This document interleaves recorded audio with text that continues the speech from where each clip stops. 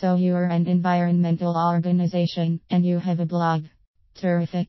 You probably think your environmental blog should be about the environment. But you'd be wrong. Unless you are a blog that is written by journalists who report on the most recent environmental news like TreeHugger, The Guardian, or Yale Environment 360, these are not the stories that should be on your blog. The story of the Sierra Red Fox. For example, some weeks ago the environmental cyber world was abuzz over the exciting sighting of the rare Sierra Red Fox, which hadn't been seen in 100 years. Where did I get this news? From the Sierra Club, rightly so, and the National Park Service who first reported on this, and from Defenders of Wildlife. Okay, good. And I also got it on the blogs and newsreels from an absolute slew of other environmental organizations. Had they linked us directly to the originally published article, that would be great. I mean, it was a very newsworthy event, but most links sent me to their own blog. Don't get me wrong. I'm ecstatic this story spread so far and was so widely shared.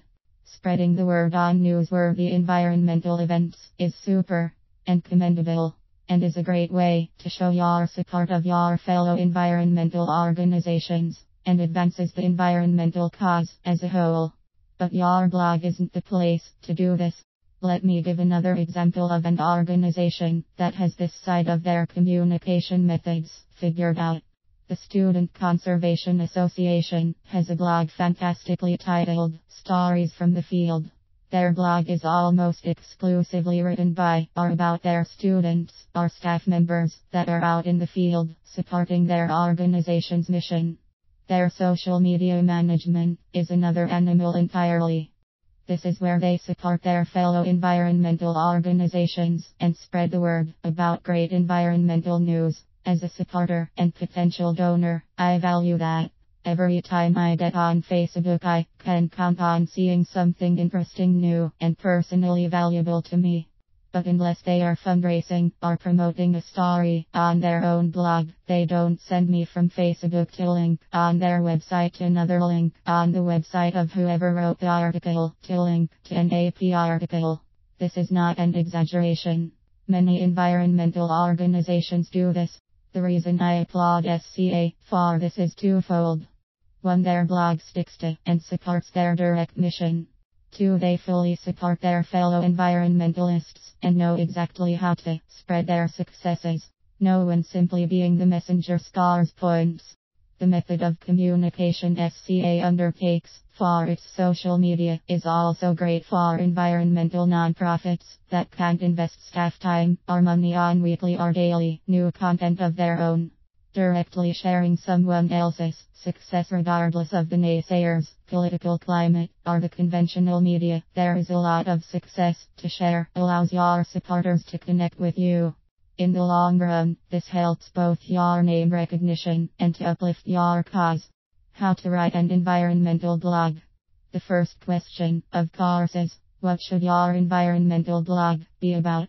The very important answer to that question is that it should directly relate to your mission and what makes your organization unique. To help you figure out exactly what you might write about, ask yourself these questions. What do you hope to accomplish with your blog? Who do you want reading to and responding to your blog? What are your competitors writing about? Can you or should you compete with their content? What are your keywords? This seems ridiculously simple, but also downright ingenious. If someone types into Google climate change and polar bears, and up comes a link to the Chesapeake Bay Foundation, there's something someone is doing wrong somewhere. Use your keywords as guides for the content of your blog, and then start writing. As you start writing, keep in mind the purpose of a blog.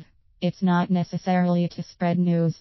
A blog, any blog, is about building credibility in the minds of your prospects and supporters. With well-written regular content, you'll build trust, and with trust comes supporters. And with supporters comes donations and a spread of your mission and goals.